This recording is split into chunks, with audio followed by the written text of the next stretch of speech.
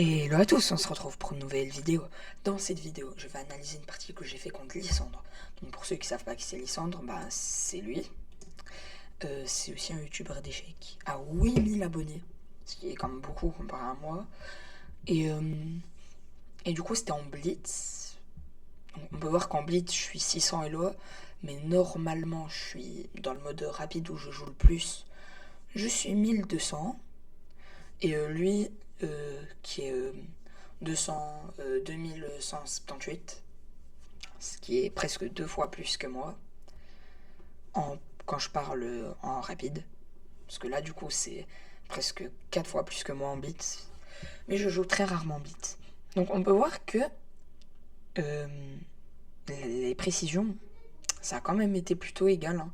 Il a fait 92 précisions, si on arrondit 91, ce qui est beaucoup, et moi 84,5 de précision, ce qui est quand même beaucoup aussi.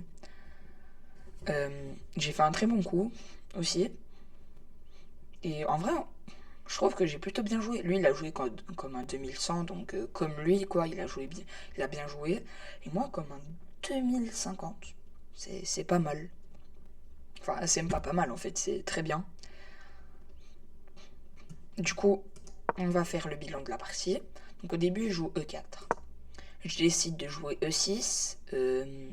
C'est la défense française. Donc il fait D4 et je fais D5. Et il fait la variante... j'ai oublié le nom. Peut-être ça va me revenir après.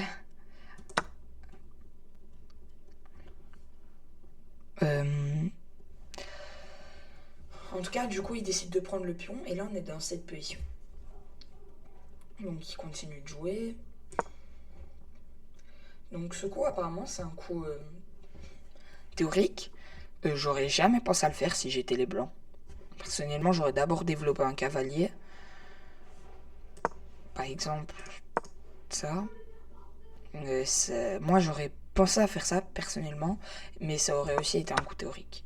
Mais j'aurais jamais pensé à mettre ce full ici. Donc là, j'aurais peut-être pu faire mieux, du coup, j'aurais pu faire C5, mais c'est toujours bien. C'est toujours des plutôt bons coups. Alors, il fait quand même quelques imprécisions, hein. Je décide... Ah non, je pensais que j'allais changer de tour, mais non.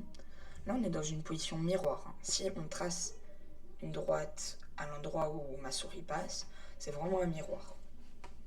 Jusqu'à ça. Là, moi, je préfère avancer ce pion, or que lui, il met plutôt le fouille. Et c'est vrai que là, en fait, j'aurais plutôt dû mettre mon cavalier ici, puisque surprise, je prenais et j'attaquais son cavalier. Soit il reculait, soit il reculait, ou soit il allait là, mais mon cavalier qui était plus là, je pouvais le prendre. Ici, pareil.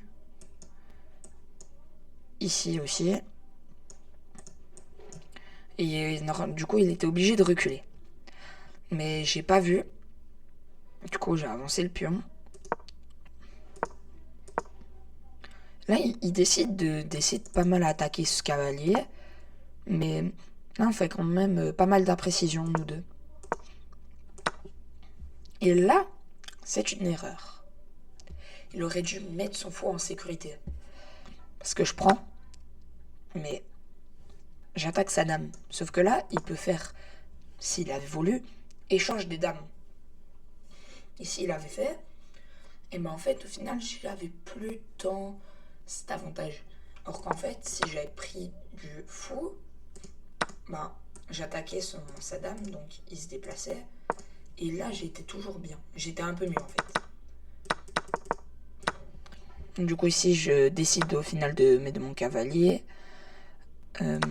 Vu que je le défends 4 fois et qu'il a attaqué seulement 2 fois.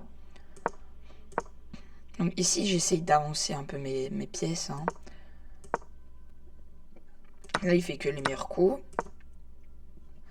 Là, c'est une erreur. Donc là, au final, il peut gagner un pion. Bah après, vu qu'il fait une imprécision, bah il l'a pas vu. Et là, dans cette position, où les blancs, ils ont quand même l'avantage. On va pas se mentir. Là, ils s'attaquent 2 fois ce pion.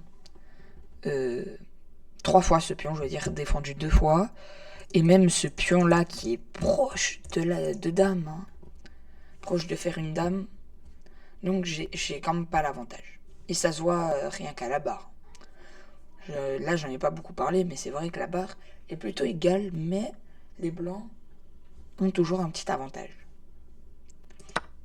Donc là, il fait ça.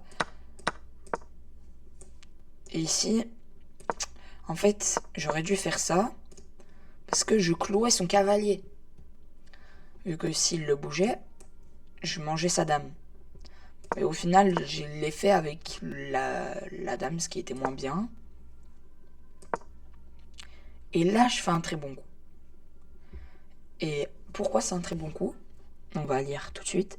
Vous avez fait bon usage de votre temps. Il était essentiel de trouver ce coup. Ce coup rend votre fou beaucoup plus efficace. Je suis pas trop d'accord. Bah oui, il est plus efficace, logique, mais un très bon coup, j'avoue que je suis pas trop d'accord.